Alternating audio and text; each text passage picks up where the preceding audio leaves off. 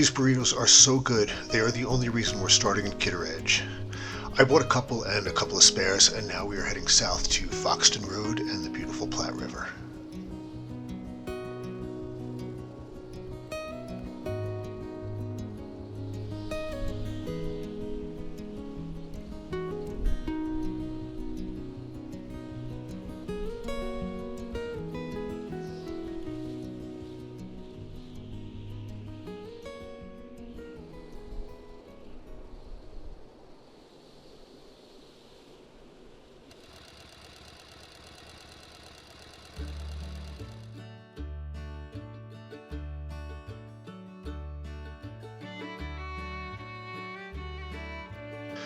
The Denver South Park and Pacific Railroad ran here until the 1930s. In 1898, engineer William Westall was driving 450 passengers to Denver and noticed the tracks had washed out near Dome Rock. The fireman jumped off, but Westall stayed on. He slowed the train down enough that only the engine he was driving derailed. None of the passengers were injured, but Westall was. He passed the next day. His last words were, "Tell my wife I died thinking of her." The original South Platte Hotel was here until 1912, when stagecoach driver George Ballou got drunk, shot the owners, and burned the hotel to the ground. He shot himself 2 days later when a posse caught up with him. The owners survived, the hotel was rebuilt, and Denver Water bought it in 1942. It's been boarded up ever since. Colorado Trail Segment 2 starts here at Goody Gaskell Bridge and ends at the Little Scraggy Trailhead in Buffalo Creek.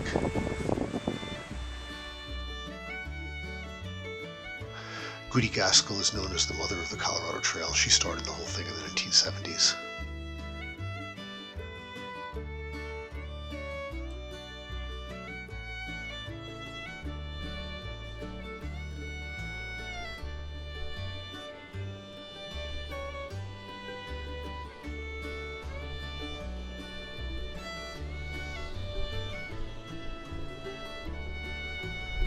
So this looks like a great place to jump in. There's even a rock that looks like a diving board, but it's not.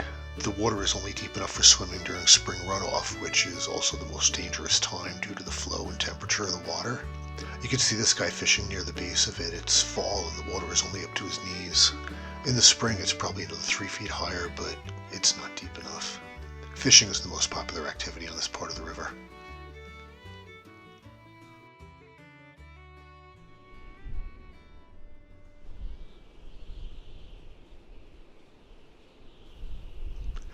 Eventually the pavement resumes. There are a few day use areas and a campground along the way. Then the road passes through some residential areas before eventually reaching Deckers.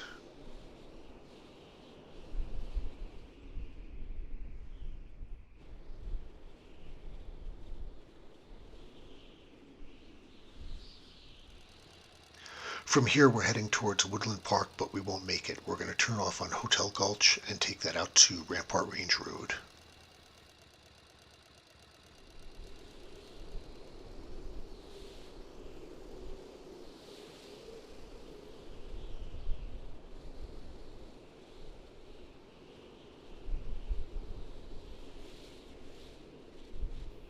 Hotel Gulch is a legit trail, but an easy one. There are a couple of cabins near the start, then the road slowly climbs a series of short hills and twists through the woods with enough ruts and rocks to keep it fun, but it's never difficult. There is a lot of dispersed camping in the area, and a lot more along Rampart Range Road.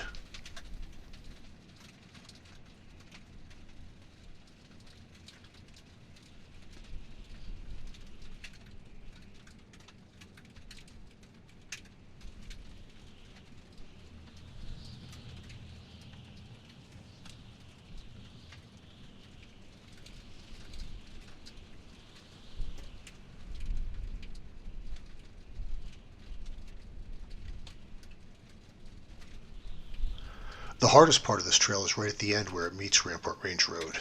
It's the most rutted area, and crossing the drainage ditch on Rampart is the biggest obstacle.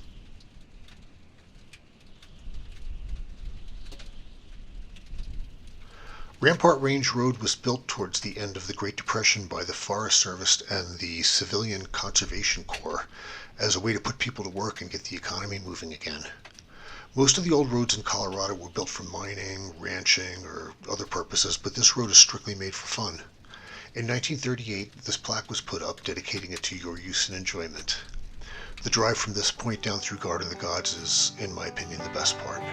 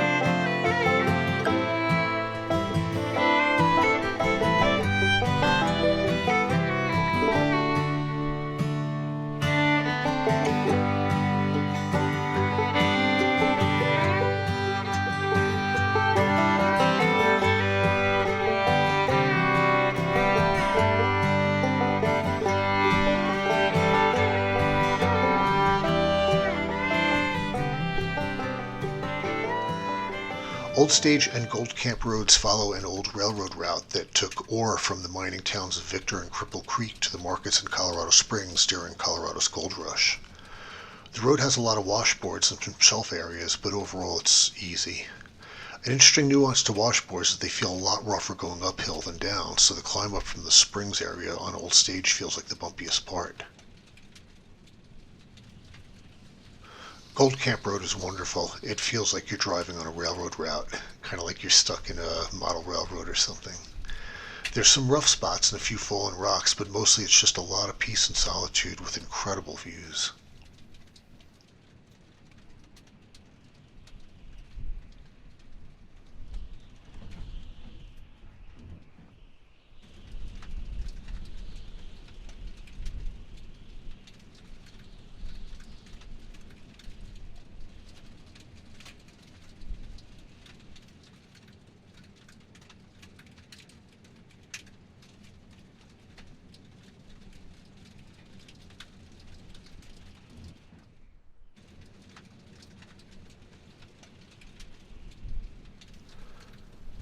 This kiosk explains the history of the road and marks the start of what I think is the most beautiful part of Gold Camp Road, beginning with this really well-built tunnel.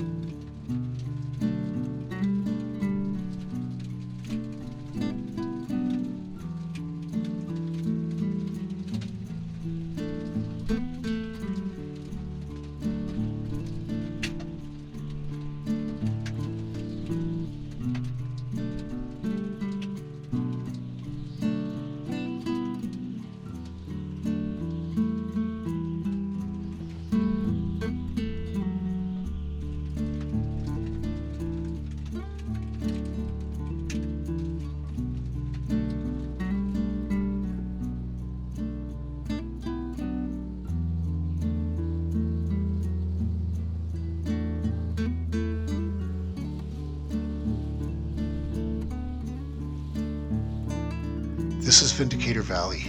Victor has a long mining history and a lot of interesting abandoned structures. Instead of knocking them down or fencing them off, the city put in this fantastic trail with interpretive signs that weaves in and out of all the old buildings. There's a lot of old equipment laying around too, and an old residence. It's a great experience, even my dog liked it.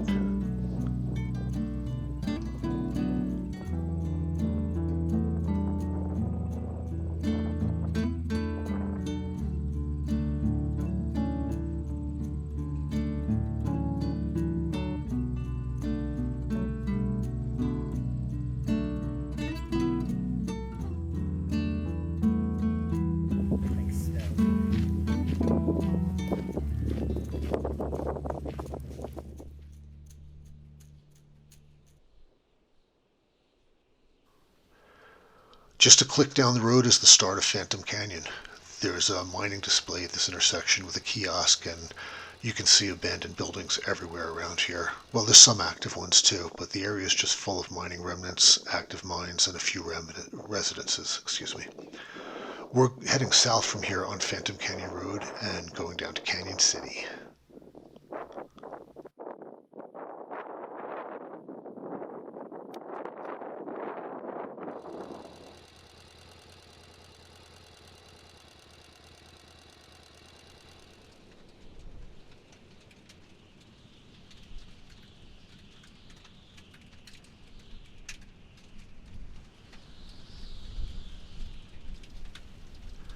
This farm is near the beginning. Those are pigs and goats.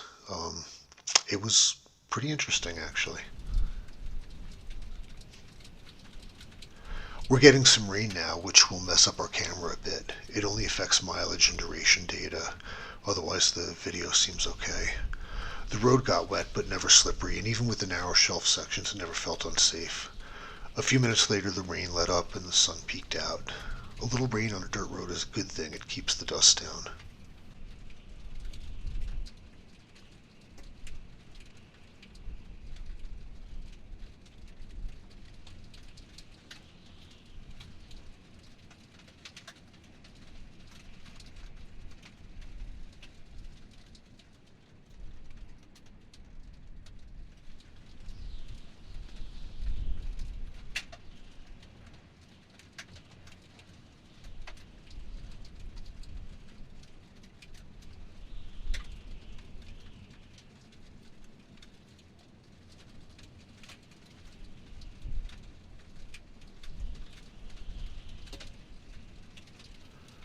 Alright, time to hit the lights and sirens. Overlanders coming through.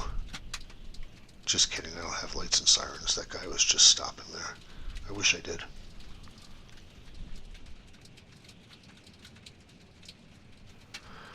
There are a few bridges and a couple of tunnels on this road, and going through the first tunnel is one of my favorite parts of the whole thing, just for the reveal on the other side. Look at that.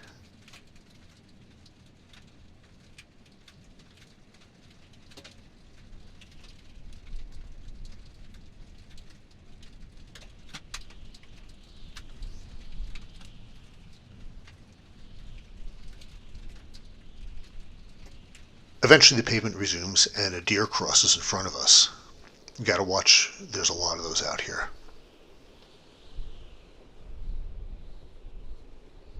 Now we're heading into Canon City. Canon City is really known for the Royal Gorge and the attractions surrounding that, but we're heading down the back streets to this really cool place called Big Burger World. The burgers start at a £1/2 here. They are so good. You can see the smoke pouring off the building. They're actually grilled over charcoal. They are so good.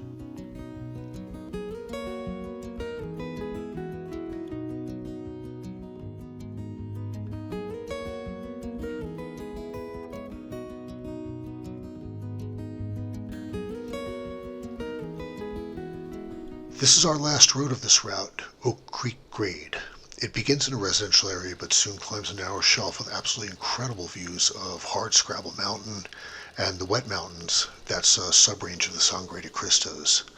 This road was originally built as a railroad grade, so it's wide and easy and just beautiful.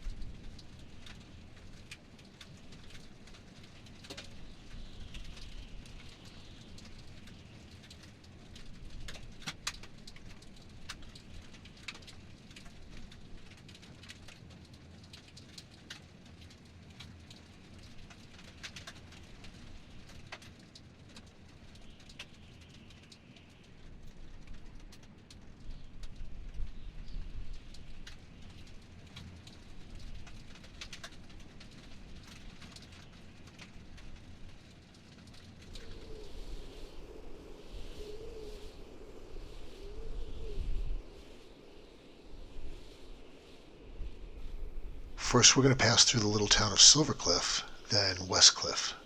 If you turn south here, it's only 24 miles to Medno Pass.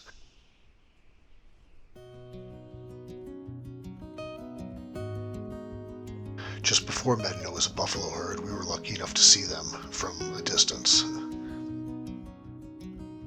In Westcliffe is our third awesome local eatery, the Sugar and Spice Mountain Bakery. It's owned and operated by Mennonites, and if you're lucky, you might catch sight of one of their buggies around town. The bakery is just ridiculously good. You have to try the cinnamon buns, and